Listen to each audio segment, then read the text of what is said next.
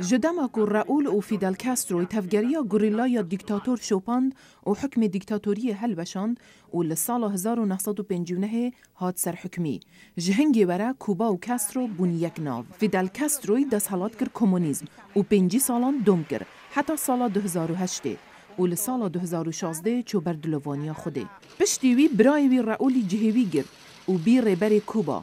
اوی گلک بلندان کو آبوریا ولاتی باشتر بکه لی پشتی 10 سالان لسر حکمی نشیه. سردم حکم کاستروی افسانه دجاتی دگل امریکا و تپسر کرنا ولات خواه تومار کر. افسانه مافی مروفان لکوبا جرزب رو زورداریه ده مافی پیکینانا جواته آزادیا روزنامه‌وانی حزبایتی و دنگدانی نینه.